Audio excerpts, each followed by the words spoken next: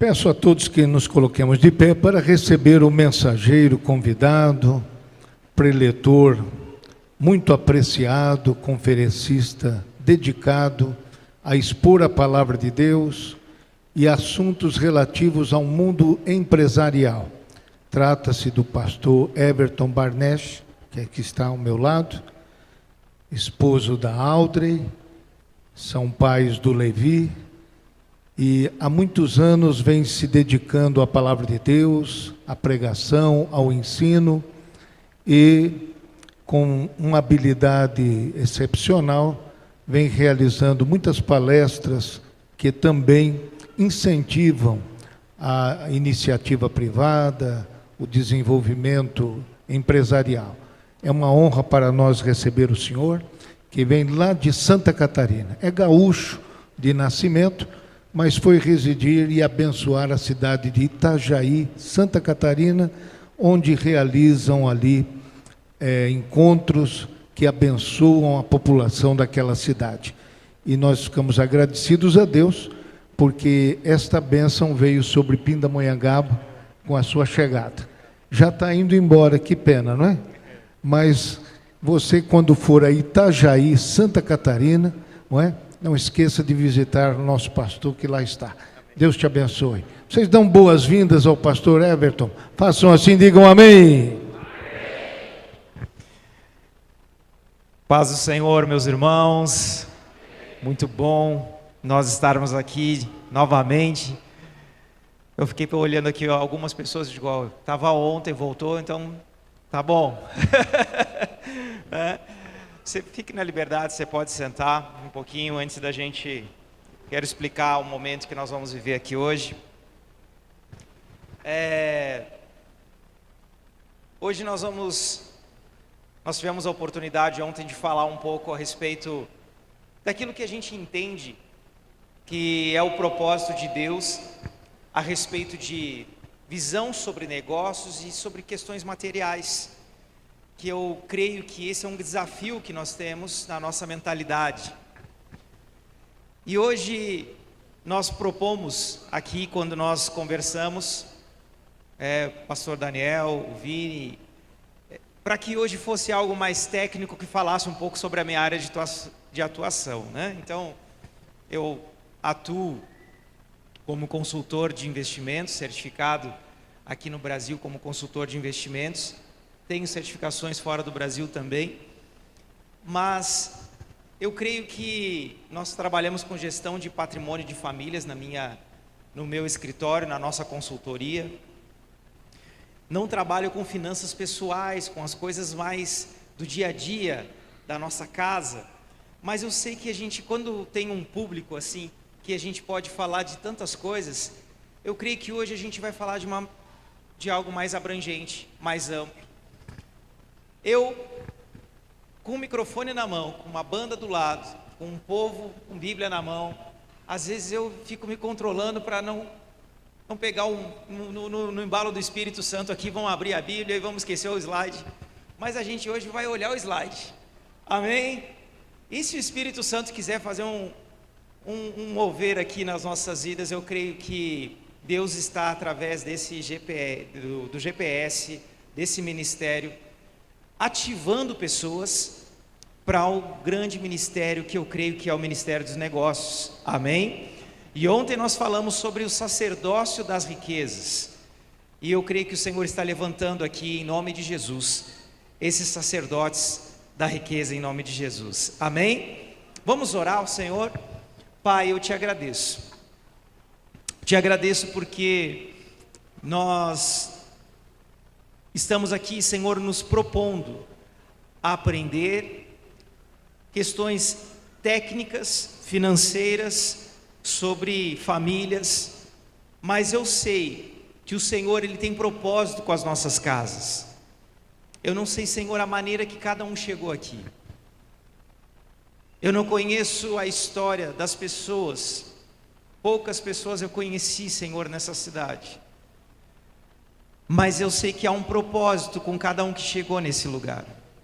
Por isso, Senhor, eu oro, Senhor, por essas casas Eu oro pelos projetos que cada família tem aqui nesse lugar. Eu oro pelos nossos jovens, para que eles tenham, Senhor, o coração pronto e para que eles tenham um coração com sede de aprender e desenvolver projetos para o reino de Deus.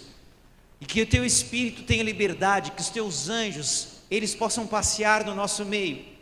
Enquanto nós estivermos falando das coisas simples da vida, como Jesus ensinava nas suas parábolas, falando a respeito de atividades, de negócios, das coisas do dia a dia, que Teu Espírito Santo possa curar, como o pastor Daniel falou aqui, Senhor, arrancando medos, arrancando, Senhor, sentimentos que não vêm do Senhor, e estabelecendo, Senhor, sobre a vida dos Teus filhos, a marca que o Senhor pediu para que Josué tivesse, Senhor, de força, de coragem e de autoridade, porque o Senhor tem ainda muitas coisas para que nós venhamos conquistar, em nome de Jesus, amém. Amém? Amém, glória a Deus. Queridos, eu quero pedir para colocar aqui na tela. Eu não sei se a gente vai, eu não consigo ter retorno aqui, né? Não consigo, tem problema, eu faço uma cópia aqui para mim.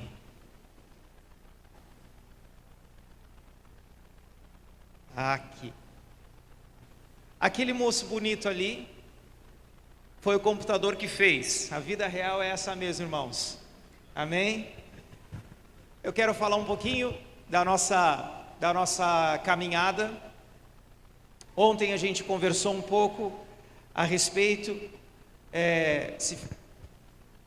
fica melhor para ver, né? 20 anos de caminhada ministerial, e também eu sou casado há 20 anos, fiz no dia 8 de janeiro desse ano 20 anos de casado, e sou formado em comércio exterior, e dentro da minha atividade de negócios, entre outras atuações, principalmente na área comercial, o Senhor me deu a graça de, aos 17 anos de idade, eu fui estagiário no sistema Telebrás. Quem é da época que quando você comprava o telefone, vinha as ações do telefone junto? Lembra disso? Eu trabalhei no departamento de acionistas da Telebrás, aonde nós, nesse departamento, fazemos o controle daquelas ações do telefone. Eu era um estagiário, como não era um concursado, eu tinha 2 anos de contrato. E como antes, para mim aquilo já era uma grande oportunidade, mesmo sendo um estagiário, porque eu trabalhava como, com 14 anos de idade, meu registro na minha carteira de trabalho era como empacotador de supermercado. E às vezes eu chego no supermercado e eu tenho que fazer ali a sacolinha, eu fico pensando, puxa, cadê os empacotadores, né? Era tão legal quando tinha os empacotadores, né? Eu fico defendendo a classe. Aí eu levava no carro, ganhava pouquinho, porque era um menor aprendiz, não podia fazer muitas horas, e ganhava uma gorjeta, e as gorjetas no Natal dava bom, e todo mundo ficava generoso no Natal.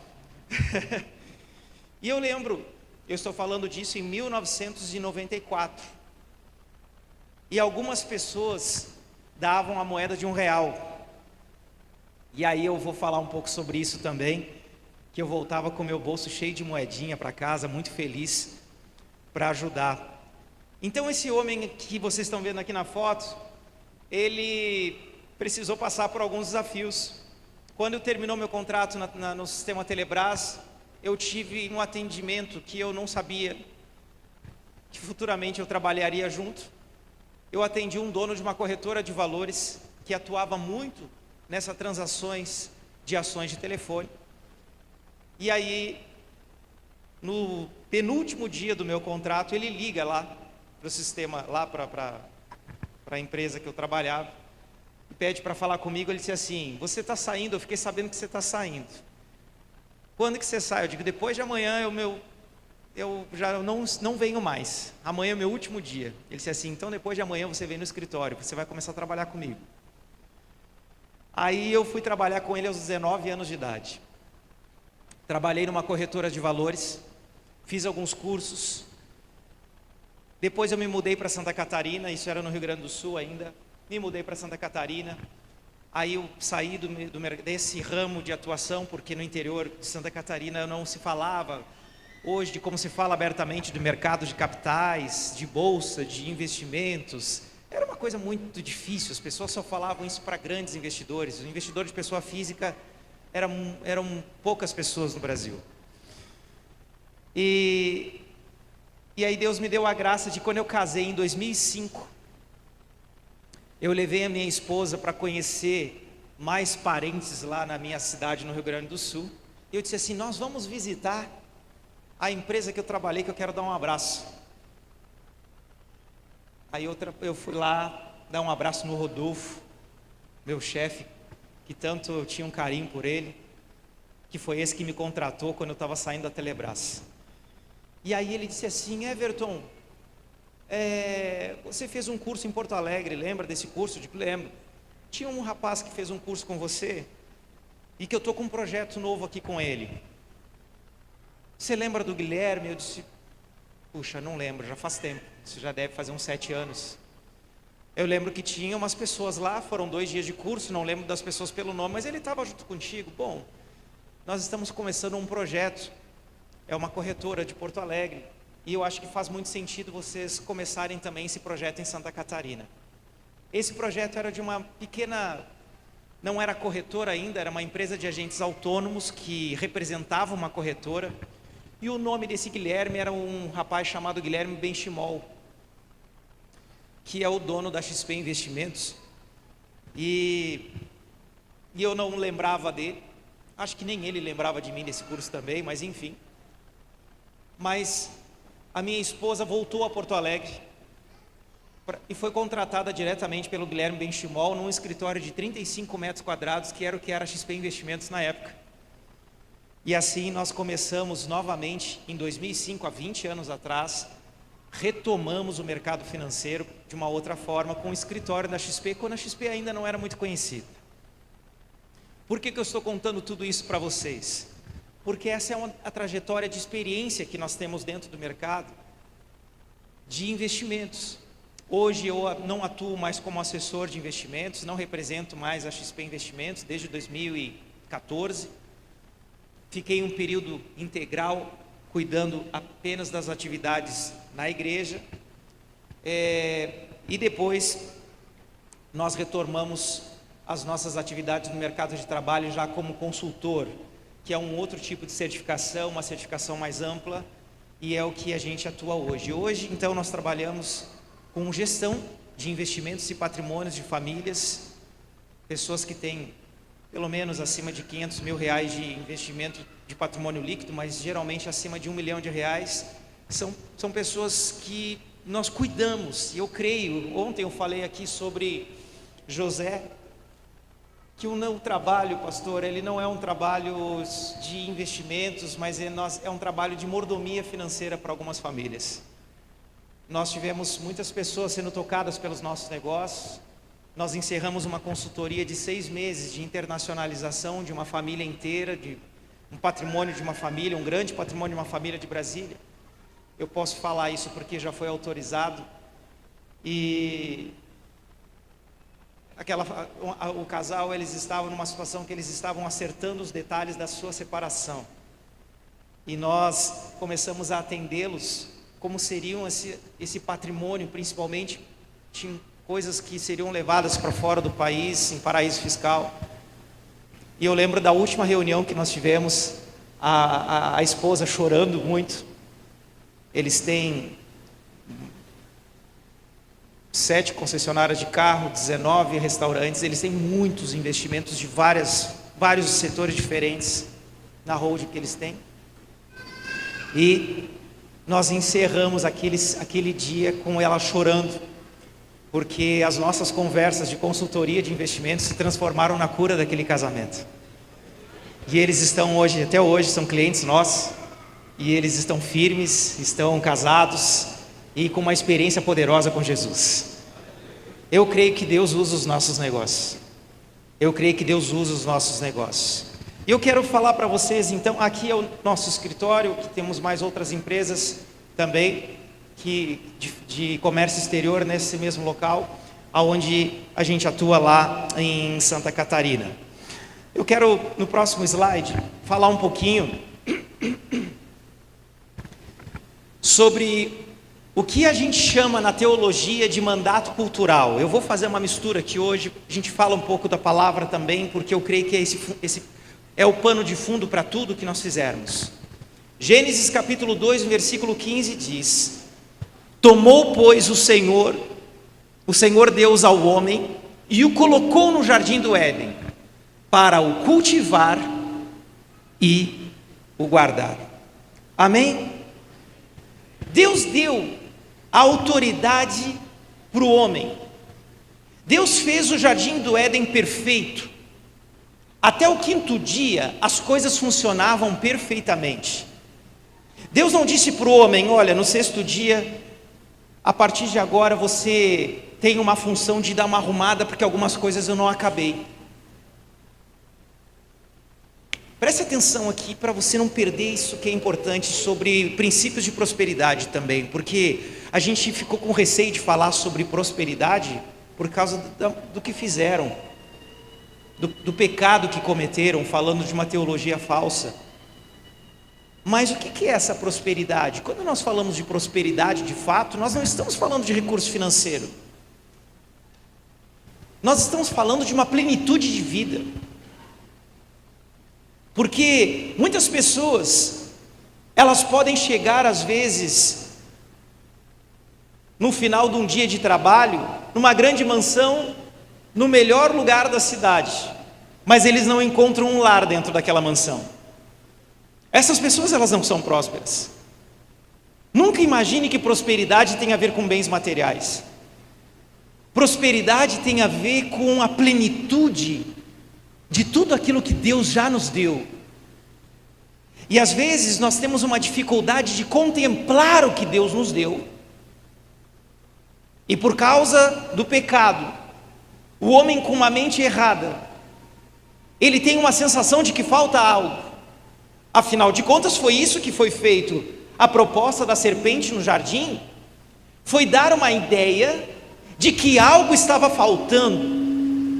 Afinal de contas, se vocês podem comer de todas as árvores do jardim, essa árvore com certeza vocês não podem comer, porque se vocês comerem, vocês vão ter acesso a algo que vocês ainda não têm. E assim começa o homem a flertar com a voz de Satanás. O problema foi trocar ideia com a serpente. O problema não é o que o diabo fala. O problema é você trocar ideia com ele. O problema não são as acusações do inimigo, o problema não são as ameaças do inimigo, o problema não é o diagnóstico que o inimigo dá para a situação. O problema é você começar a flertar e começar a trocar ideia com ele. Tem coisa que nós não temos que trocar ideia. Ou a gente enxerga o jardim todo, ou a gente só fica olhando aquilo que aparentemente falta. E é tão interessante, o meu filho, ele é filho de pastor, mas ele não é pastorzinho. Ele vai ter que ter a experiência dele com Jesus. Eu estou fazendo o que a Bíblia ensina. Eu tenho o meu culto familiar, nós temos práticas de leitura da palavra juntos. Meu filho ama estudar a Bíblia. Agora ele está com 8 anos de idade. E a gente está agora fazendo um estudo bem completo. Nós fizemos um estudo dos evangelhos já juntos. E é muito legal que ele tenha aprendido, que ele tenha buscado, mas eu sei que ele vai ter a experiência dele com Deus. Então ele precisa viver a experiência do arrependimento, da regeneração, mesmo sendo uma criança que ele é salvo, porque ele ainda não tem a consciência do pecado, mas de fato existe algo que meu filho está sempre, o que nós vamos fazer? Ô pai, eu preciso daquilo. Filho, não, tu não precisa, você quer. Aí você compra, você está com um presente novo na mão, às vezes, ele já está de olho no outro. Essa é a característica, por mais querido que teu filhinho seja, como o meu é. ele vai precisar ter um processo de restauração do Senhor. Ele vai precisar ter um processo de um novo nascimento. E por que eu estou falando isso? Porque Deus deu ao homem a capacidade de cultivar. A palavra cultivar, ela é a mesma palavra que a origem da palavra para culto. Então, quando ele estava cultivando o jardim, ele estava adorando a Deus. Nós perdemos o senso de adoração através do trabalho. Nós pensamos que a adoração é apenas quando eu coloco cânticos na presença do Senhor, quando eu levanto as minhas mãos, eu adoro ao Senhor com palavras, e não apenas com o olho fechado fazendo uma oração. Mas quantas vezes nós oramos uma coisa, pela manhã acordamos, a primeira coisa que a gente faz é fazer a nossa oração, mas depois as palavras durante o dia são totalmente diferentes daquilo que nós oramos. Que hipocrisia! Só que nós não esquecemos que as palavras que estão saindo da mesma boca, elas continuam sendo a oração ainda. Há poder nessas palavras. Você anula tudo que você orou, ou você acha que é só porque você fecha os olhos, Deus ouve. Aí depois ele desliga o telefone e ele não sabe mais o que você está dizendo. Nós murmuramos, nós temos dificuldade. Então, quando precisamos entender isso, Deus dá para ele: vocês vão cultivar e guardar o jardim. O que Deus estabeleceu para que nós tivéssemos responsabilidade na terra, é de cultivo, cultuar a Deus em tudo que nós fizermos. O que você fizer, faça como para o Senhor. Tudo que você fizer, tudo que você fizer. E no 7º dia, Deus ensina um princípio. O princípio não é do descanso, de não fazer nada, mas o princípio do descanso, ele tem um princípio também, que é o princípio da contemplação. Nós precisamos ter a gratidão do Senhor todos os dias. Deixa eu dizer uma palavra de Deus hoje para você. Eu não sei qual o momento que você está vivendo. Às vezes você está cheio de sonhos aqui, você sonha em ter um grande negócio. Quem sabe você tem um negócio, mas ainda você não conseguiu fazer ele se tornar um grande negócio. Quem sabe você tem um projeto, mas não tem dinheiro, e você olha às vezes a tua conta bancária, está dizendo exatamente o contrário. A sensação que dá é que você nunca vai ser um empreendedor, porque você tem a mente de empreendedor, mas o bolso não é. Eu vou ensinar um segredo de um irmão que ama muito esse lugar aqui, já consegui amar. Aprenda a contemplar o que Deus já te deu. Diga assim: tudo que eu preciso já está comigo. Se você contemplar a tua casa, se você contemplar a tua família, mas está furado o telhado, está entrando água, vai lá, não deixa as coisas quebradas, não deixa as coisas estragadas, arruma. Às vezes não tem dinheiro para pintar, mas dá uma limpadinha. Mas contempla, tenha o hábito de contemplar. Adão perdeu a contemplação do jardim quando começaram a olhar para a árvore que não podia tocar no fruto e comer não podia comer do fruto daquela árvore. E eu quero dizer para você que essa visão do mandato cultural, tudo que Deus colocou nas nossas mãos já estava pronto. Então não tinha que Adão trabalhar, olha, eu tenho que acordar, ralar, porque não. A semente caía, a relva vinha, aquilo já era, aquela umidade já fazia com que brotasse todas as coisas. Aí ele só tinha o trabalho de colher. E aí ele pega a semente e devolve na terra de novo. O ciclo está pronto. Antes de você nascer, antes de você ser criado, Adão, já estava tudo pronto. Aprenda apenas a cultivar o que eu fiz. E aí, quando nós entramos nesse estágio, eu creio que nós estamos prontos para sermos homens e mulheres de Deus, mordomos de grandes recursos do Senhor nessa terra, em nome de Jesus. Amém? Porque quem aprende a contemplar o que tem, ele é fiel no pouco, e o Senhor pode colocá-lo sobre o muito, em nome de Jesus. Eu quero falar aqui para vocês a respeito da mente do reino e a mente caída, versus a mente caída. São dois tipos de mentalidade. A mente caída é aquela mente da escassez. A mente caída é a mente que ela deseja construir coisas, por quê? Porque eu quero ficar rico.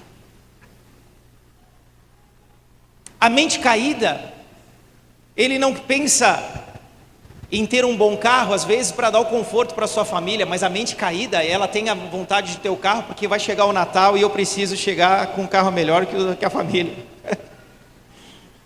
É a mente caída. A mente da comparação. A mente caída, ela deseja construir pensando em si. O propósito está em si mesmo. Nós falamos sobre isso ontem. Quem lembra a diferença dos celeiros? O rico insensato. Jesus não condenou ricos. Ele alertou sobre o perigo das riquezas no coração de pessoas que têm a mente caída. Mas pessoas que são regeneradas no Senhor, elas têm a mente do reino, a mente que José tinha. A pergunta que eu faço para você: qual a mente que você tem? É a mente de Faraó ou a mente de José?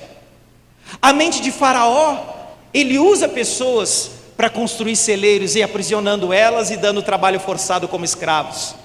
A mente do reino constrói celeiros para as pessoas se alimentarem. Nós temos que entender que todos os projetos que nascerem do nosso coração, eles vão manifestar a essência que está dentro de nós. Eu sou conselheiro no Brasil, junto com a minha esposa, de uma instituição, nós estávamos conversando sobre isso ontem ainda, chamada BAM, que é Business as Mission, negócios como missão. E aonde os nossos negócios, eles começam a se transformar numa plataforma de manifestação e proclamação do reino de Deus. Mas de que forma? Eu tenho uma padaria, o que eu tenho que fazer? Vendendo pão mesmo. Mas eu não tenho que colocar versículo bíblico na padaria, eu não tenho que colocar um folheto da igreja? Pode, mas nem sempre isso quer dizer que essa empresa é do reino. Tem muitas empresas com versículo bíblico. Quem é que já foi visitar alguma empresa e você viu um quadrinho na parede mostrando missão, valores, visão? Sabe qual que é a grande tristeza? É quando a gente vê que aquela empresa não tem nada a ver com aquilo que está no quadrinho. Então colocar versículo não quer dizer que essa empresa é do reino. Nós podemos ter a padaria da esquina e a padaria da outra esquina. As duas vendem o pão francês. As duas vendem o pão francês pelo mesmo preço. As duas vendem o quilo, as gramas de queijo, mortadela, de presunto, a cuca. Aqui tem cuca também? Meu Deus. Aqui eu já comecei a lembrar de Santa Catarina, aquela cuca alemã, sabe? Olha só, minha mente foi longe agora, irmãos. É porque quando eu vou na padaria, eu já olho a cuca. A gente estava falando ontem aqui sobre Pomerode, né? Pomerode tem cucas boas lá também. E aí você olha, assim, está tudo igual, o que vai me diferenciar? Será que a minha diferença está no uniforme diferente? Será que a minha diferença é se eu colocar umas caixas de som e começar a colocar louvores? Não. A diferença é que às vezes você entra na mesma padaria e vende as mesmas coisas, só que você sente o ambiente diferente naquele lugar. Quem aqui já sentiu diferença somente no ambiente que você chega? Você vê que o CNPJ, ele pode ter o mesmo KNAI, o mesmo tipo de operação perante a Receita Federal. As duas empresas fazem o mesmo tipo de atividade. Mas a minha empresa, ela sempre vai ser uma manifestação do meu CPF. A minha empresa, ela é um extrato do meu CPF. Porque Deus, Ele é o Criador. E Ele disse, façamos o homem à nossa imagem, à nossa semelhança.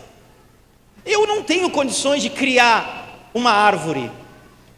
Eu não tenho condições de criar o que Deus já criou. As coisas da natureza. Ele é o Criador, o grande Criador. Mas olha que interessante. Lembra que eu contei ontem que o meu filho ele ganhou um videogame? E um dia nós chegamos em casa das compras, eu estava lembrando disso ontem, com uma caixa de papelão e colocamos as compras dentro. A gente mora em apartamento e a gente tem aqueles carrinhos de compra na garagem e a gente coloca ali. Para facilitar, eu peguei uma caixa lá no supermercado, coloquei tudo dentro de uma caixa, só pega uma vez, né? E aí descarreguei as compras e eu pensei, eu vou levar a caixa lá para o reciclado lá dos lixos, que a gente não precisa mais dela. Ele disse: pai, deixa essa caixa para eu brincar. Irmãos, aquela caixa se transformou em carrinho, posto de gasolina.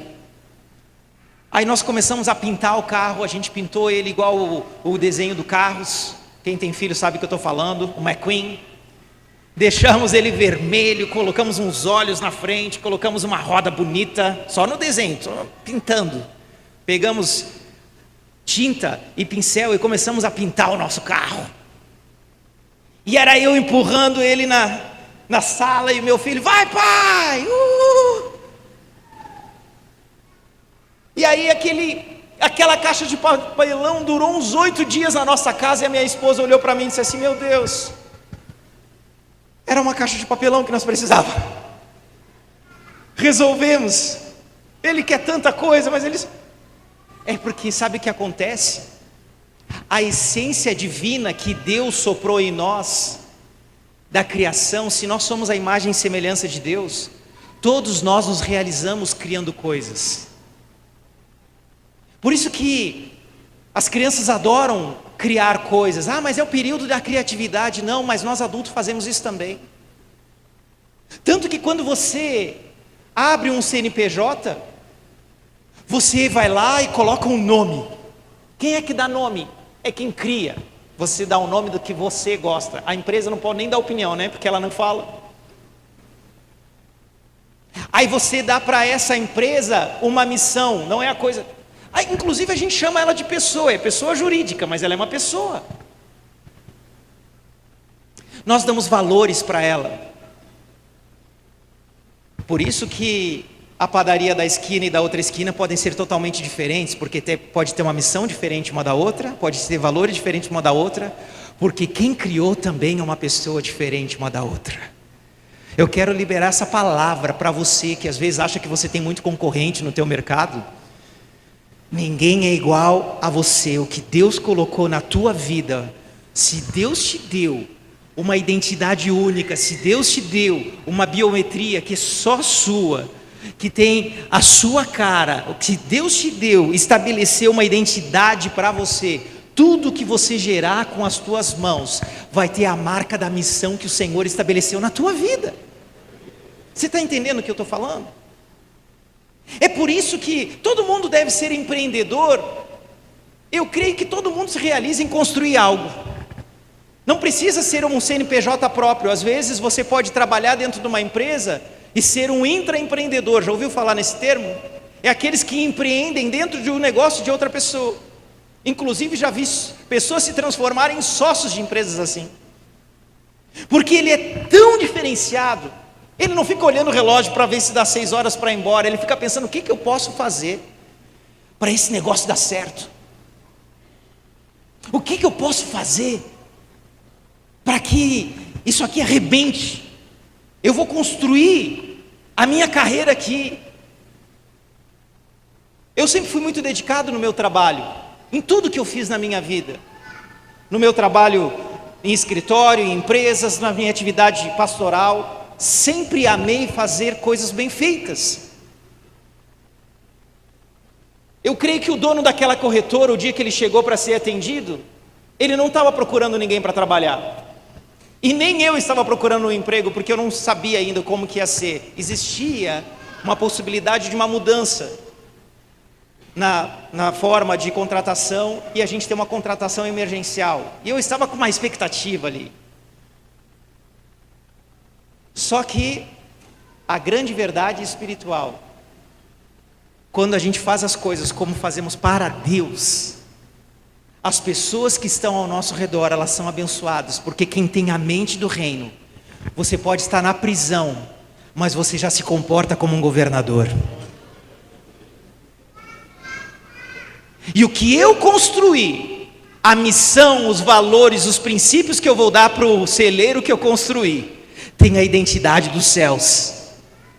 E nós conhecemos lá no Egito o maior plano econômico da história, que foi o que José fez no Egito durante aquele período de 14 anos. Eu quero falar aqui, na sequência, no próximo slide, um pouco sobre o cenário econômico. Nós precisamos entender, sim, de números, nós precisamos dar atenção aos nossos negócios. E esse versículo aqui de Provérbios, ele fala no Provérbios 27, versículo 23 e 24, diz: procure saber como estão as suas ovelhas e dê cuidadosa atenção aos seus rebanhos. Então esse versículo ele pode ser aplicado ao contexto de entender o cenário econômico e financeiro, para que você tome decisões sábias. O que eu tenho? É hora de eu comprar alguma coisa? É hora de eu fazer algum tipo de investimento? É hora de eu enxergar se existem oportunidades? Qual é o contexto? Existe um contexto natural e existe um contexto também espiritual. Eu creio que Deus ele dá também uma visão espiritual a respeito do que nós estamos vivendo, e essa é a grande diferença daqueles que são orientados pelo Senhor. Então no próximo slide, eu acho que vai ficar um pouco pequeno aqui, a tela é mais... Mas tem como que funcionam os ciclos econômicos. Quem está conseguindo enxergar o desenho aqui? Os ciclos econômicos, eles funcionam aqui na primeira, a economia, e aqui essa barra é a barra do tempo, a barra de baixo. A economia, ela tem ciclos que ela começa a crescer, que são os tempos de crescimento econômico numa nação. Eu quero que vocês prestem atenção, porque esse fundamento é importante para tudo que você fizer na tua vida. Aquela parte verdinha, que é o primeiro passo da economia ali, é um período de crescimento. Muito crédito, você vai no banco, consegue dinheiro com facilidade, você consegue expandir os teus negócios. Muitas pessoas consumindo, e as pessoas consumindo, elas começam a gerar mais demanda. Então, quando há um crescimento econômico muito grande, nós começamos a ter uma taxa de desemprego muito baixa, porque nós estamos tendo um crescimento muito grande. Então as montadoras, nós temos aqui, né, Volkswagen aqui perto, nós temos tantas indústrias, elas começam a contratar mais. Por quê? Porque as pessoas começam a comprar mais carro, o crédito está barato. Quando o crédito está barato, elas começam a fazer fila para esperar o carro ficar pronto. E às vezes a fábrica tem até uma capacidade de uma linha de produção, de aumentar a sua produção, mas ela precisa contratar mais pessoas. Quando ela começa a contratar mais pessoas, a construção civil passa por isso. As pessoas elas começam a comprar apartamento na planta, elas começam a comprar empreendimentos imobiliários. Aí então eu preciso contratar pedreiros, eu preciso contratar mestres de obras, preciso contratar engenheiros.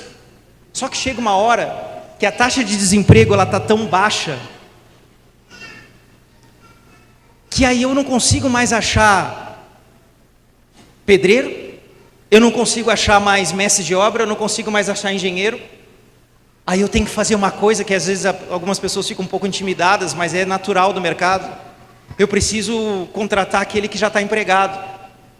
Só que se ele ganha X, eu tenho que pagar 2x às vezes para ele, porque para ele sair do trabalho dele, ele precisa receber mais. E aí nós já começamos a atingir um platô de crescimento econômico quando isso acontece.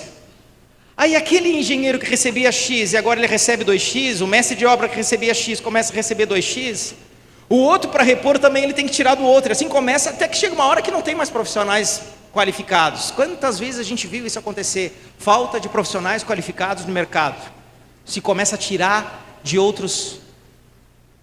Aí o que acontece? Aquele engenheiro diz assim: sabe uma coisa, esse X que está sobrando aqui, eu vou comprar um apartamento também. Eu vou trocar meu carro, porque eu conseguia viver já com 1x, eu nem imaginava que ia ter alguém que fizesse uma proposta para eu receber 2x. E aí continua o ciclo econômico avançando, porque aí, com esse aumento de salários, também começa a ter o aumento de consumo.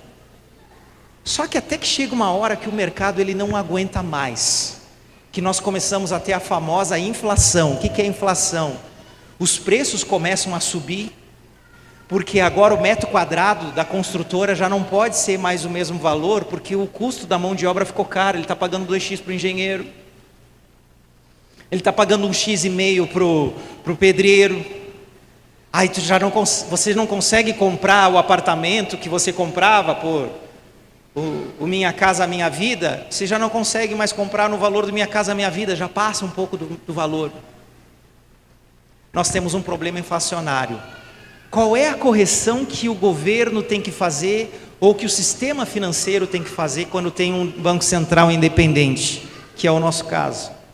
Se aumenta as taxas de juros para frear a inflação, que é o aumento de preços, porque não tem mais como entregar tanta coisa que o pessoal está comprando.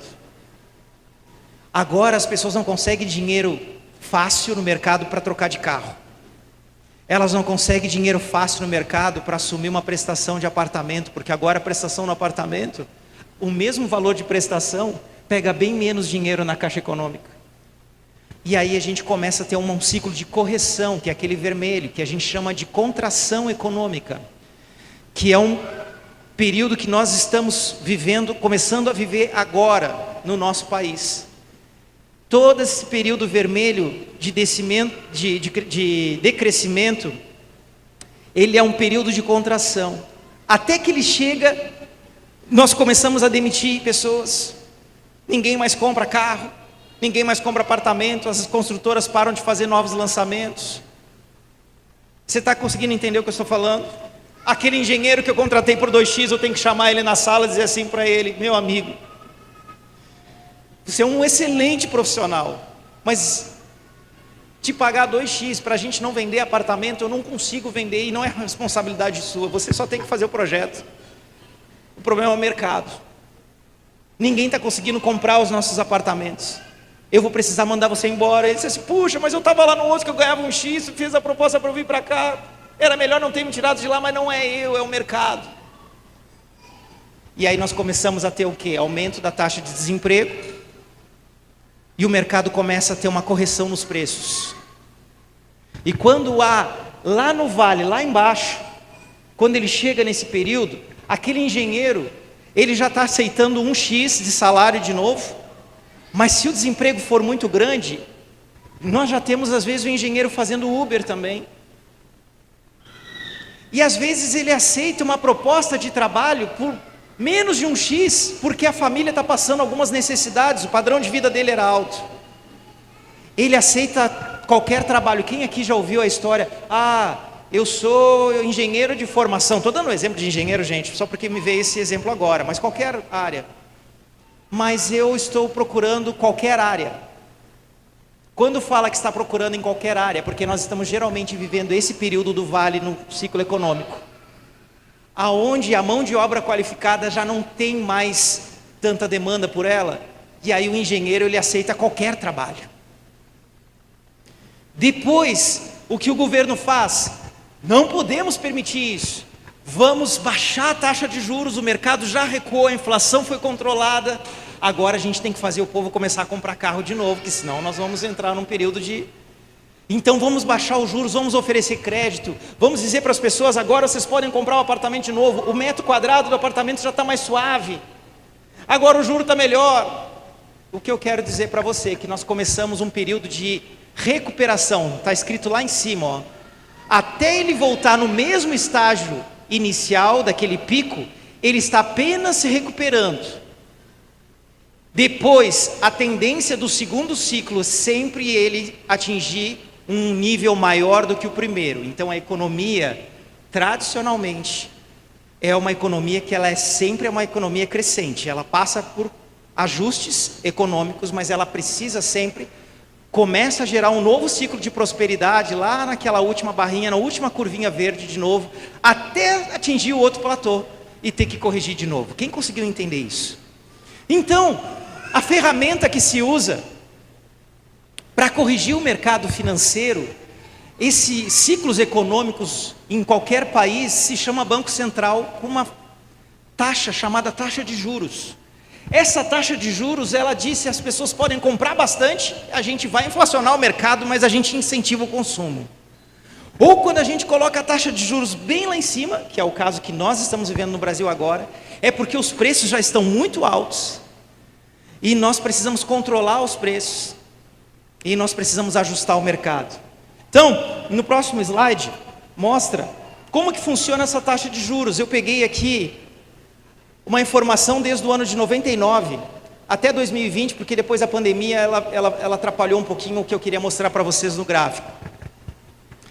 Esse pontinho preto que você está vendo, esse pontilhado preto, é a taxa de juros no Brasil do jeito que nós conhecemos hoje. A taxa Selic, do jeito que ela é hoje, esse modelo de taxa, é de 99. Por isso que a gente tem ela começando só em 1999. Essa linha azul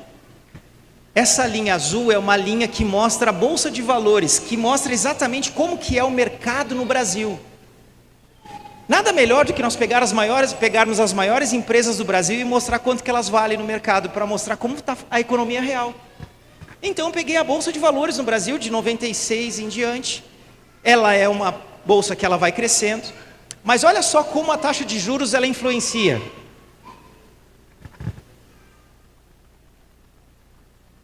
A taxa de juros, ela já foi 45 aqui no Brasil no começo, gente. 45%. Ela cai e ela começa ali agora, ela tem um primeiro período ali de ajuste para eles definirem de onde que a taxa de juros tinha que ser, até que ela encontrou o ponto exato. E aí a gente tem ali, toda vez que a taxa de juros cai, que é o pontilhadinho, a bolsa sobe, porque começa a ter consumo. Toda vez que a taxa de juros sobe um pouquinho, a bolsa recua. Hoje, quando ela desce um pouquinho, a bolsa começa a recuar. Tanto que chega um ponto que a taxa de juros começa a cair tanto que a bolsa começou a subir. Ali, depois de 2008, a crise de 2008, que foi uma grande crise nos Estados Unidos que afetou o mundo inteiro. A bolsa caiu, a taxa de juros aumentou um pouquinho, e depois ela começou a cair novamente para a bolsa recuperar e voltar. O que eu estou mostrando para vocês? Que é um sentido inverso, são duas coisas que trabalham. Quando a taxa está alta, o mercado está em queda, ele está recuando, a gente chama um mercado de contração. E quando a taxa de juros está baixa, a gente está num período expansionista. Uma política expansionista de um governo é isso. E aí depois a gente vê até que em 2020, nós chegamos aqui na taxa de juros, perto de 2%, a Bolsa chegou no pico histórico da Bolsa, que foi nesse período. Então, eu quero que vocês entendam essa regulação no mercado, para vocês entenderem um modelo de economia. Sei que esse assunto parece ser um assunto meio complicado, mas ele é simples. Para vocês entenderem essa luta que a gente vê nos jornais, para que serve a taxa de juros. Isso tem a ver com o nosso dia a dia, com o nosso consumo, com as nossas decisões de negócios. No próximo slide, eu quero mostrar para vocês uma fragilidade que a gente tem na nossa realidade brasileira, que por causa dessas inflações incontroláveis que às vezes a gente tem, a gente não conseguiu ainda criar um instrumento que a inflação fique sob controle, sem fazer essas mudanças bruscas como a gente está vivendo agora. A nossa moeda, ela, com a inflação, ela desvaloriza muito. Então a gente tem aqui, em relação ao dólar, tá? Períodos de 2010 até 2024, no início, final de 2024, eu peguei os últimos 14 anos. Todos os períodos dos gráficos são os mesmos para a gente conseguir ter uma comparação. Você vai entender o que eu vou falar agora. Se um americano viesse no Brasil, ou um estrangeiro viesse no Brasil, e fosse fazer turismo nas nossas cidades, aqui em Campo Jordão, por exemplo, e ele viesse com dólar. No período de 2010, um pouquinho antes ali, ele comprava R$1 apenas com 67 centavos de dólar. Então ele só precisava de 67 centavos de dólar, a cada 67 centavos ele conseguia comprar R$1, a moeda deles é mais forte. Mas olha como aconteceu, a nossa moeda começou a desvalorizar tanto, Nós chegamos a um período de crise econômica em 2016, que foi um dos piores períodos que a gente viveu nos últimos anos. Nos últimos 20 anos, acho que foi o ano mais difícil e que, segundo os dados estatísticos, nós podemos repetir esse ciclo agora em 2025, segundo semestre de 2025. Temos que orar para que as coisas se engrenem em nome de Jesus, né? Mas o real ele começou a perder valor tanto que em dezembro agora, se alguém viesse aqui passar o Natal, um estrangeiro, ele comprava o mesmo real por 18 centavos. Olha só, ele em 2010, há 14 anos atrás, ele pagava 67 centavos no dólar, no real. Agora ele paga 18. É um negoção ter esse dólar no bolso, não é? É um baita no negócio. Por que eu vou falar isso para vocês? Porque em 94, quando o dólar foi criado, quando o real foi criado, eu trabalhava no supermercado, lembra da história do supermercado? E tinha algumas pessoas que davam 50 centavos de gorjeta, ou alguns muito generosos davam R$1. R$1 era a mesma coisa que $1, é como se alguém desse hoje R$5 para a gente. Imagina você levar, em cada carrinho que eu levava lá, eu ganhava lá 5, 6 reais. Poxa, trabalhava todo dia levando muito carrinho, e conversava com a pessoa, era simpático, deixa que eu coloco. Abria o porta-malas, deixa que eu... Não, imagina que você vai pegar, eu que pego. E eu voltava com o meu jaleco do supermercado, que era um jaleco que tinha um bolso assim, eu voltava com ele cheio de moeda todos os dias para casa. Eita, coisa boa. Tinha uma senhorinha que ela morava perto do supermercado, que o meu gerente me autorizava, porque ela comprava bastante naquele mercado, ele me autorizava a levar de carrinho até a casa dela, eu tinha que passar uns 2 quarteirões. Aí o pessoal começou a se ligar que aquela senhorinha era uma senhorinha generosa e eu sempre levava. Quando a senhorinha entrava no supermercado, os empacotadores começavam a se dar tapa. Para entrar, eles ficavam olhando qual fila que ela vai entrar. Ela trocava de fila, parecia que a torcida toda ia para o outro lado. Porque ela era uma senhorinha aposentada e que ela tinha uma aposentadoria boa e ela gostava de ajudar bastante quem levava, porque era longe mesmo, mas valia a pena. Por que eu estou dizendo isso para você? Porque o que a gente comprava lá em 94 no supermercado, que aquela senhorinha comprava com R$100, era um poder de compra diferente. Hoje, os mesmos R$100, aquela senhorinha, se ela estiver viva, não tenho certeza se ela está, ela vai no mesmo supermercado, ela compra praticamente 10% das coisas que ela comprava, em R$12 mais ou menos de poder de consumo, se a gente for comparar. Então, se ela levava 10 sacolas para casa em 94, hoje ela consegue, com o mesmo valor monetário, ela consegue levar só uma sacola. Por que eu estou mostrando isso para vocês? Porque a nossa moeda sofre as consequências de políticas econômicas. O próximo slide vai mostrar, tem jovens aqui não? Tem? Tem uns que levantaram pela fé, eu vi aí também. Irmãos, Quem gosta de ir no McDonald's, por exemplo, em 2004, estou falando isso há 20 anos atrás, você comprava um Big Mac por R$5,39. Em 2014, na Copa do Mundo, o Big Mac, ele estava R$13. Em 2024 agora, em alguns lugares, eu acho que já está até mais, eu não consumo, não sei de fato, mas eu consultei isso lá em Santa Catarina, R$22,90.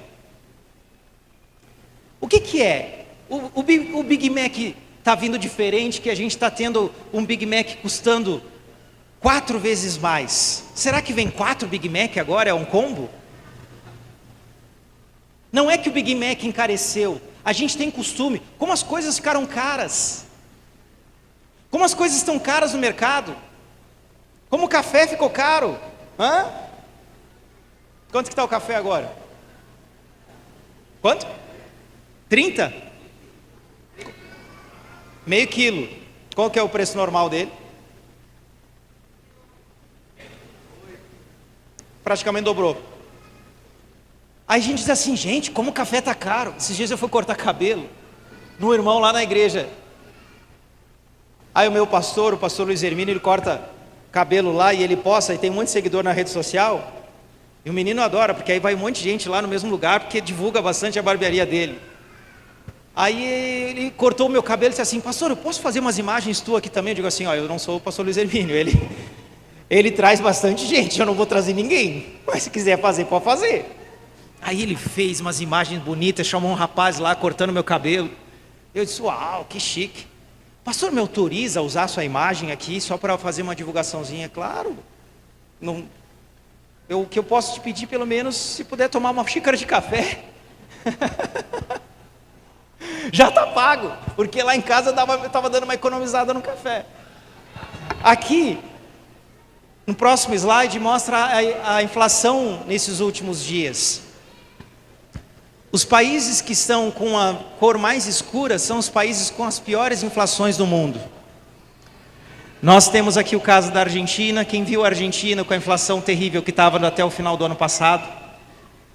Eles têm ainda um caso sério de inflação, mas estão trabalhando fortemente, conseguindo reduzir drasticamente. É uma grande referência mundial. Nós temos uma ilhazinha ali no meio, aquela ilhazinha já perto dos Estados Unidos, é uma senhora chamada Cuba, quem lembra dela? Ela está ali, ela está com um azul bem forte. Tem uma outra ali também, bem fortezinho, chamado Venezuela. Tem um que está um pouquinho escuro do lado da Venezuela, o Suriname. A gente tem alguns países que sofreram muito, aí depois a gente tem Sudão, os países da África. Nós vimos a Rússia com uma inflação significativa devido também às questões de embargos econômicos e guerra e tudo que... E o Brasil, ele estava com uma inflação começando, estava controlada e começou a reagir novamente. Esse poder inflacionário. Então a gente está com uma inflação muito parecida com o México, que é uma inflação também que não é boa. Então, gente, aqui a gente tem os dados de países que perdem valor em relação ao dólar, a sua moeda, e também tem inflação por falta de conseguir controlar o mercado interno. No próximo slide, eu quero mostrar também os dados aqui para vocês. Eu falei que eu ia trazer bastante coisa técnica, né? Mas se você quiser dar um aleluia no meio dos slides, está liberado, tá bom, irmão? Aqui, ó, o Ibovespa é a linha verde. E a linha escura é a linha de uma bolsa americana, de um índice americano das 500 maiores empresas dos Estados Unidos, chamada S&P 500. O que eu quero mostrar para você? Eu quero mostrar para você que a nossa bolsa ela cresceu. Lembra que eu mostrei já esse gráfico em outro slide? A bolsa ela cresce. E a bolsa americana também ela cresce com menos volatilidade, ela não varia tanto, porque é um mercado muito mais estável e pujante, então ele não tem tanta oscilação. Nós temos uma grande oscilação em 2020 por causa da pandemia, que aconteceu em todo o mundo, mas depois a recuperação veio, e enfim, nós estamos vivendo ali um período bem significativo de prosperidade. Mas por que a Bolsa de Valores brasileiras, ela é uma Bolsa de Valores que ela é a mais barata do mundo, comparado ao tamanho que as empresas têm e o valor de mercado? Em dólar, a nossa Bolsa é uma das mais baratas do mundo. Mas se uma coisa está barato demais, tem uma explicação para isso. Porque senão todo mundo vai comprar e vai regular o mercado novamente, não vai? E eu fiz questão de estudar isso. Quando eu vi uma matéria que saiu que a nossa bolsa é a mais barata do mundo, eu fui constatar para ver se era verdade, porque muitas vezes não é, e é mesmo. No próximo slide, mostra o que eu descobri. Se um estrangeiro investisse na nossa bolsa em 2010, ali um valor fictício, vamos colocar que seja $1.000. Em 2024, final de 2024, ele está tendo, comparado ao preço, comparado ao investimento que ele fez lá em 2010, vocês podem ver que ele começa por cima da linha e depois ele cai. Ele está tendo 34% de prejuízo em 14 anos. Quem é que gosta de investir numa coisa que leva 14 anos e ainda tem 34% de prejuízo? Aí você vai dizer assim: pastor, mas está errado, no gráfico anterior o senhor mostrou que a bolsa de 2010 cresceu, como é que ele está tomando prejuízo? Lembra que o dólar, o nosso real perdeu valor? Toda vez que um estrangeiro ele investe aqui no Brasil, ele tem que transformar os dólares dele em real. Aí ele tem uma valorização na bolsa, mas só que o real está valendo bem menos. Se ele tem que comprar os mesmos dólares, depois ele não consegue comprar, porque está muito mais caro. Então, olha só, se ele investisse os mesmos $1.000 lá em 2010, na bolsa americana, que é a linha mais vermelha ali, é mais cor-de-rosa, ele teria 384% de rentabilidade. Por que eu estou falando isso para você? Nem tudo que é barato de fato por algum motivo, ele tem motivo para estar barato. Por que o pastor está falando sobre isso? Eu estou falando que nós estamos numa construção de uma nova mentalidade na nossa nação.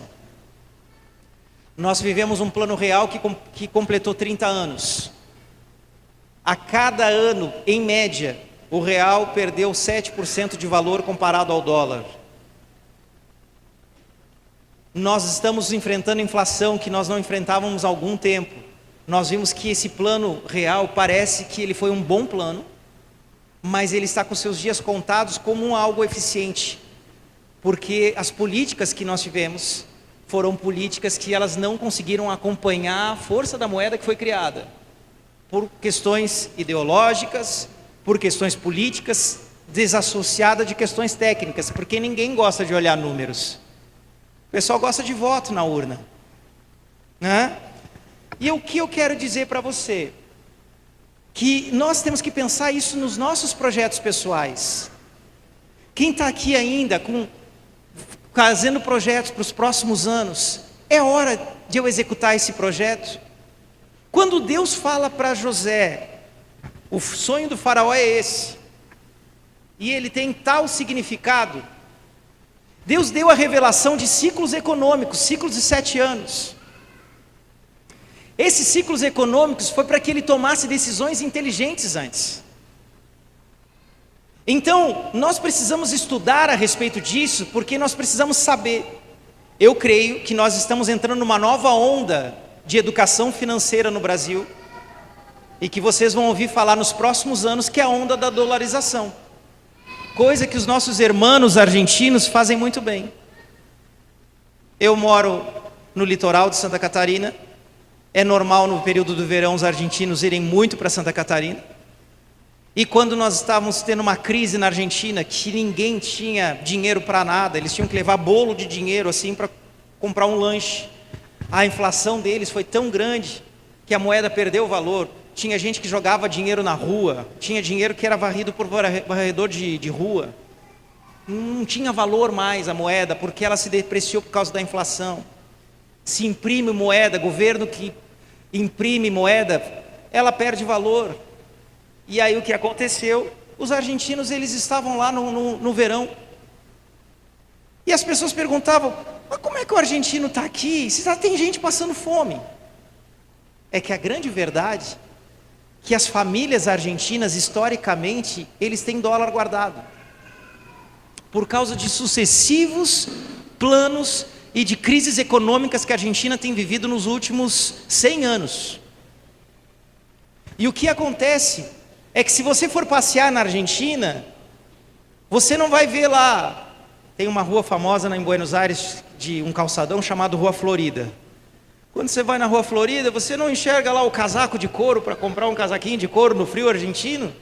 Você vai ver lá o preço dele em peso e em dólar. O argentino tem a televisão para comprar, ou já está na etiqueta ali, quanto que é o peso, em peso e em dólar. Ah, ele quer trocar a cozinha, o armário, quanto que é em peso e em dólar, porque eles já estão acostumados que o próprio povo deles é um povo dolarizado. Sabe o que acontece? Famílias conseguiram proteger o poder de consumo delas numa grande crise que eles tiveram agora, porque eles estavam dolarizados. Nós não fazíamos isso, a nossa geração se acostumou com uma moeda forte. Nós chegamos a bater no peito que R$1 valia a mesma coisa que $1. Só que você vai ver os canais de finanças falando sobre isso no YouTube, você vai ver os economistas falando sobre isso. Eu estou falando de algo que eu creio, não estou dizendo que é fato, mas eu acredito. Nós teremos, diante de todos os desenhos que eu fiz para vocês até agora, uma nova onda de educação financeira ensinando as pessoas a dolarizarem o seu patrimônio. Coisas que o pastor Everton faz para as famílias que têm muito patrimônio, para preservar o seu patrimônio fora do Brasil, porque eles preservam o seu poder de compra, eles têm eficiência tributária, uma série de outras coisas. Nós vamos ter novamente pessoas fazendo isso em famílias que não têm grande patrimônio, porque começaram a entender as crises econômicas. Quem tinha pai e mãe que as construções eram feitas com aqueles lugares na cozinha onde guardava alimento, como a gente chama? As despensas. As casas, elas eram construídas com dispensa, porque o pouco de dinheiro que sobrava no mês, a gente estava falando sobre isso hoje no almoço, né? O pouco dinheiro que sobrava no mês, que era algo que aconteceu com a Argentina agora há pouco e foi compartilhado também, a pessoa pega o dinheiro e vai lá e compra comida porque sabe que o café que estava 18 vai para 30 no próximo mês. Então, se ele guardar café, ele se protege, o poder de compra dele. Assim que muda o jeito da gente fazer casa, assim muda o jeito da gente fazer investimentos, assim muda o jeito da gente tomar decisões sobre a nossa vida, quando tem essas mudanças econômicas. Eu estou falando isso para você, como é que eu tenho que cuidar da minha casa, pastor? No próximo slide, uma gestão patrimonial. Eu estou falando hoje, eu abri um pouco para famílias aqui, para a gente conseguir abranger o público. Faça um planejamento patrimonial. O que é um planejamento patrimonial? Meu pai me ensinou que eu tenho que colocar tudo em imóveis. Excelente investimento, mas se o teu patrimônio está somente em imóveis, cuidado. Falta um planejamento, uma gestão patrimonial. Quando a gente está passando por uma grande crise, a gente consegue vender apartamento? A gente consegue, mas terreno não tem erro, quem compra a terra não erra. É um bom investimento, concordo. Agora, se a única coisa na vida que você tem é terreno e R$5 no banco, se vier uma crise, você não consegue transformar. Na crise de José, os terrenos foram trocados por trigo. Não foi isso que aconteceu?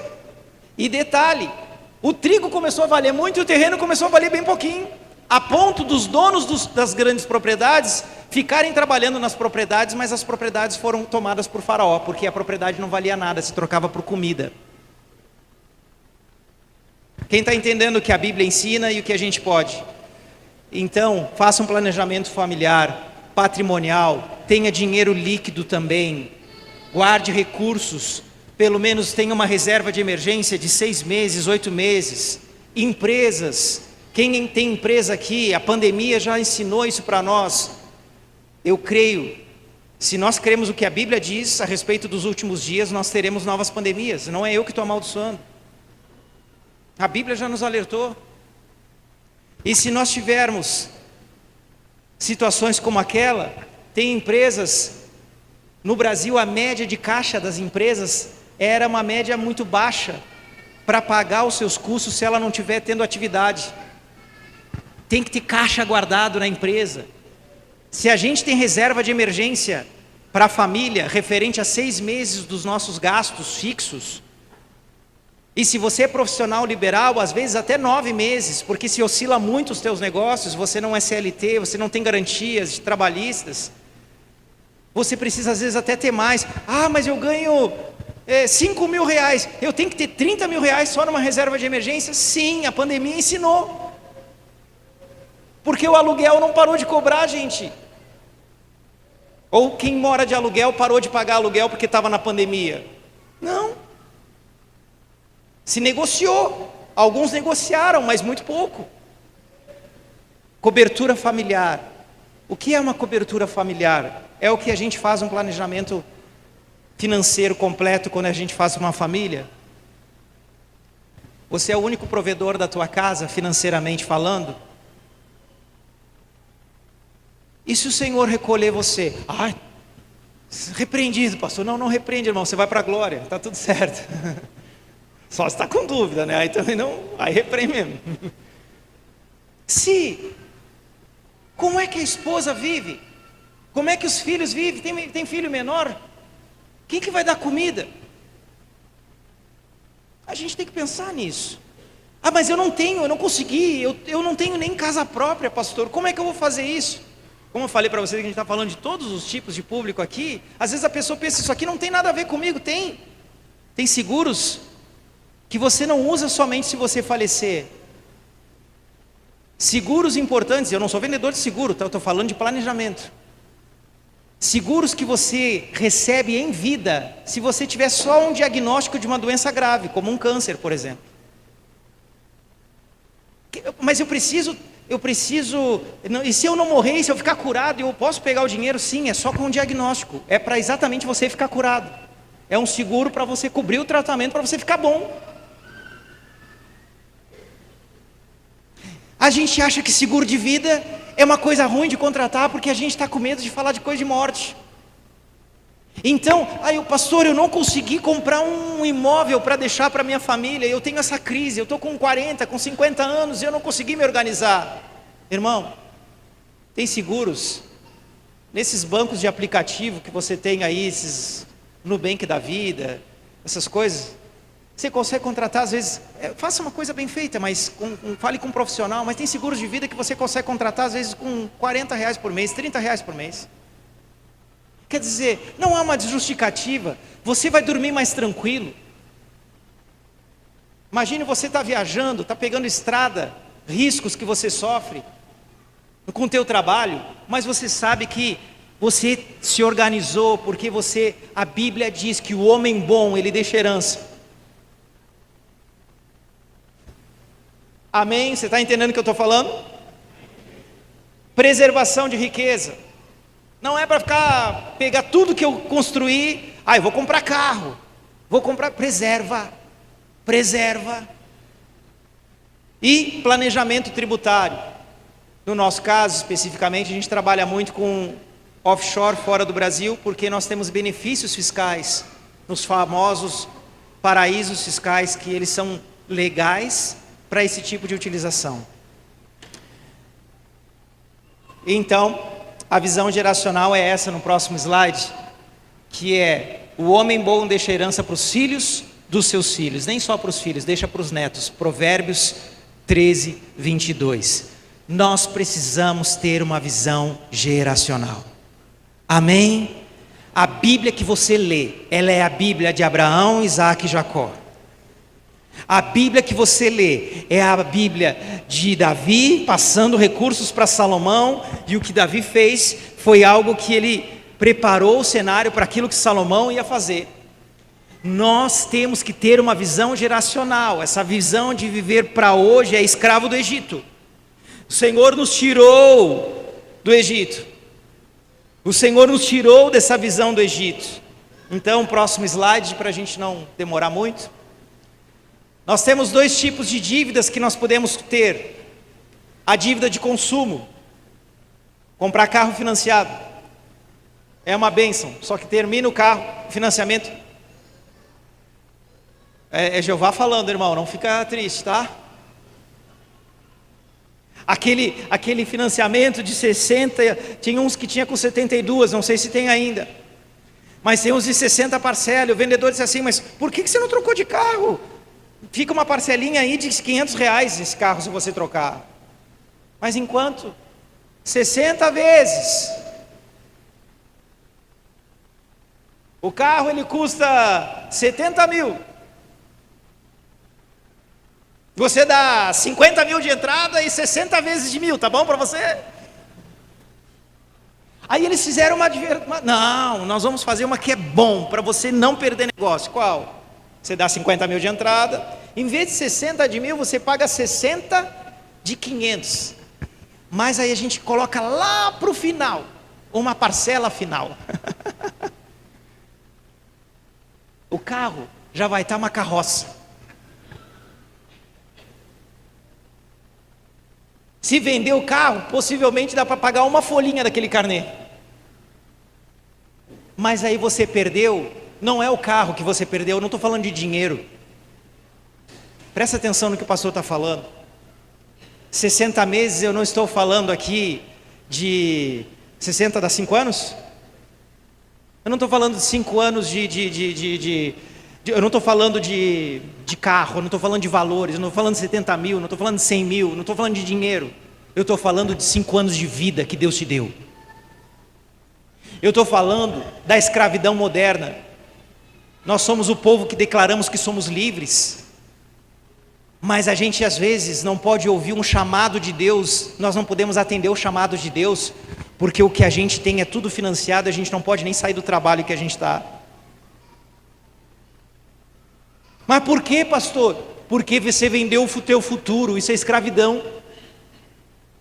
Quem vendeu o futuro é escravo. Ele tem discurso de livre, mas ele ainda é escravo. E eu quero falar isso porque existe uma dívida que é uma dívida que você pode fazer, que são dívidas produtivas. Eu ter financiamento que gerem negócios. Financiar minha empresa para eu transformar esse dinheiro em grandes negócios. Posso ter esse tipo de dívida? Pode, e até digo para você que é uma grande possibilidade de você crescer. Mas são dois tipos diferentes. Então, casa para morar, carro para andar é dívida de consumo. Celular para trocar, dívida de consumo.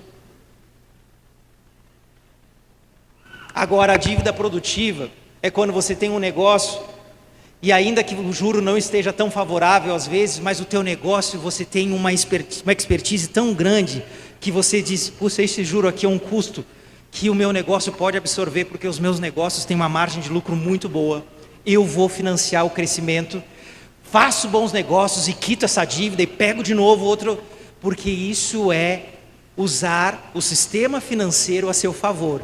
A Bíblia diz que o dinheiro ele atende a tudo, mas ele não pode ser o teu senhor. Se ele atende a tudo, ele é um bom servo. Amém?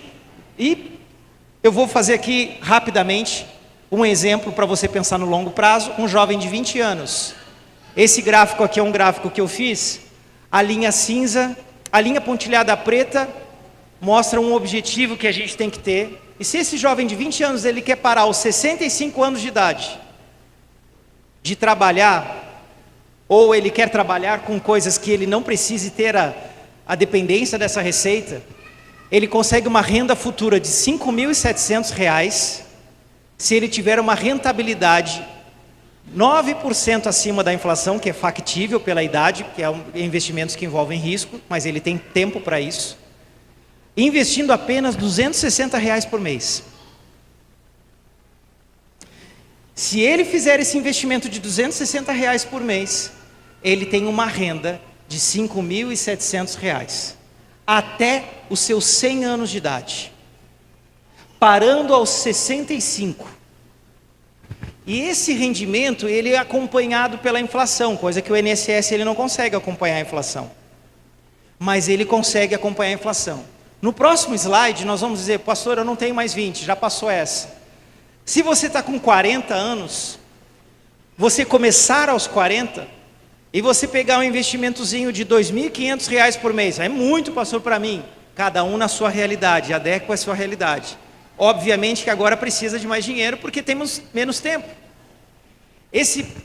Essa pessoa de 40 anos, ela já não tem mais condições de tomar muito risco, porque se tiver uma crise econômica, ele tem menos tempo de vida, ele já tem menos tempo, porque ele quer também parar aos 65. Ele tem que juntar mais dinheiro, então. Se ele tiver uma rentabilidade 6% acima da inflação, porque ele toma menos risco, ele também vai ter a mesma renda de R$ 5.700 por mês. Agora, pastor, eu tenho uma visão geracional. E se eu quiser construir algo para sempre, para os meus filhos? O próximo slide. A linha pontilhada preta é o que você precisava alcançar, o cinza é o que você alcança com o teu dinheiro. A linha pontilhada preta era um objetivo que a gente tinha para acabar o dinheiro aos 100 anos de idade. Mas a linha pontilhada cor-de-rosa lá em cima é um cenário que você perpetua a renda. Ou seja, aos 100 anos de idade, se você falecer, ou se você viver igual Adão, 930 anos, né? Viver igual Matusalém, não tem problema, você vai ter a renda garantida. Agora, se você falecer, você já tem um fundo familiar, que nós chamamos aí no mercado internacional, as grandes famílias fazem isso, de grandes patrimônios, chamado de um fundo endowment. O que é um fundo endowment? Ele chega a um período que eles usam parte da rentabilidade apenas, e eles reinvestem o restante para vencer a inflação, e aquele fundo sempre ser perene. E aquele fundo nunca vai acabar, pelo contrário, ele vai até aumentando, porque eles fazem questão ainda dele aumentar um pouquinho, eles tiram uma taxa retirada menor. Esse fundo, existem fundos endowments utilizados por grandes instituições filantrópicas, que é do século III. Gente, eu quero que vocês tenham uma visão também geracional. É possível nós fazermos o que Davi fez. Amém? Quem viu Isaac ficar riquíssimo em Gerar, não esqueça que ele ficou riquíssimo, mas ele estava brigando pelos poços que seu pai deixou para ele. Nós precisamos ter esse tipo de entendimento.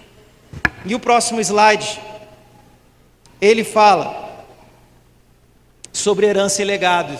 E aí eu estou mostrando aqui para vocês um hotel em Tóquio, ou melhor, esse hotel é no Japão, acho que não é em Tóquio. Ele é a empresa familiar mais antiga do mundo. E eles já passaram por 42 gerações.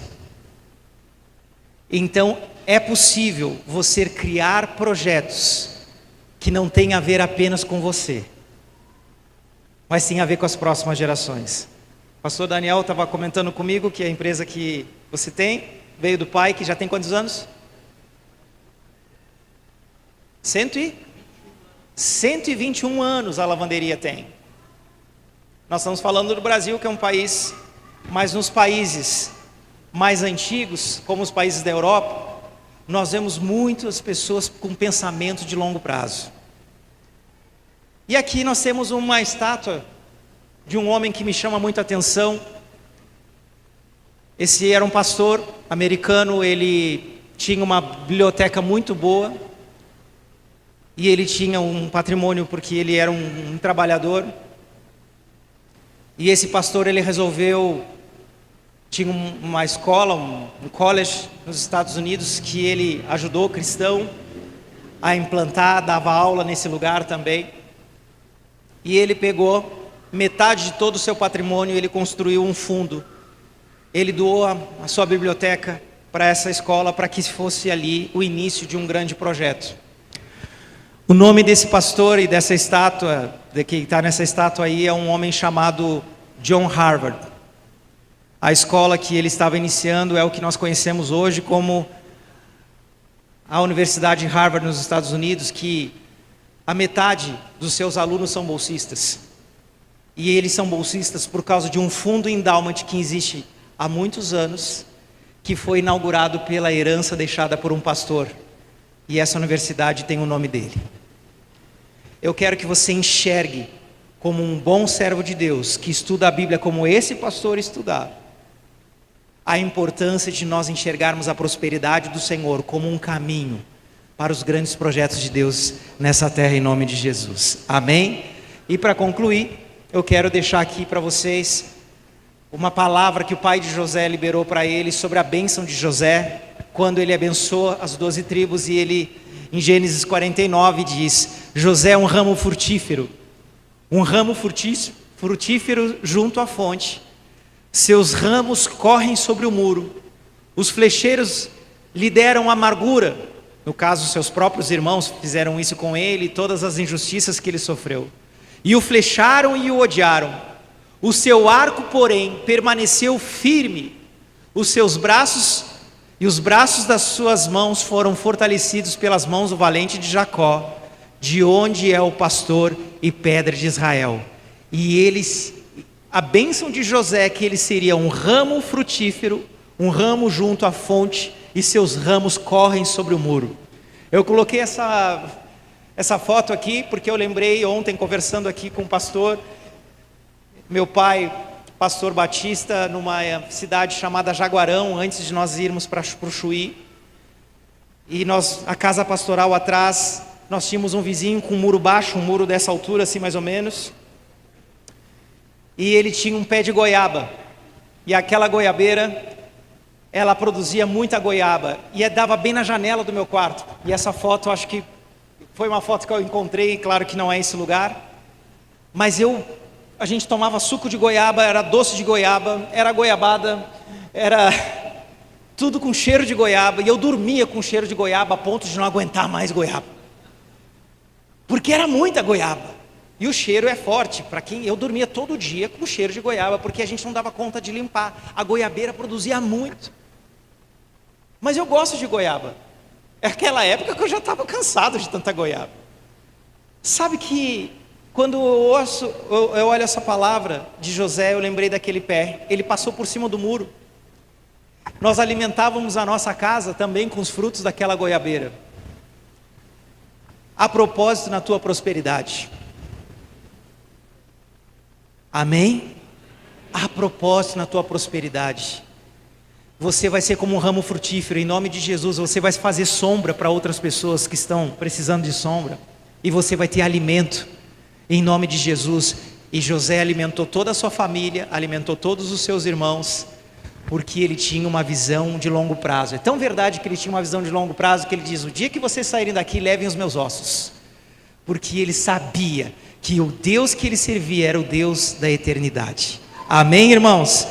Eu quero deixar aqui para vocês essa palavra. O último slide aqui tem um QR Code, se você quiser tirar alguma dúvida. Não vai dar tempo hoje para a gente fazer. Pastor, eu tenho uma pergunta, eu posso gravar? A gente pode colocar até também, acho que nas redes sociais de vocês, se tiver dúvidas, eu responderei com maior alegria. Amém? Para que a gente tenha realmente a oportunidade de ver, a partir desse congresso do GPS, grandes projetos nascendo nessa cidade em nome de Jesus. Amém? Obrigado, pastor.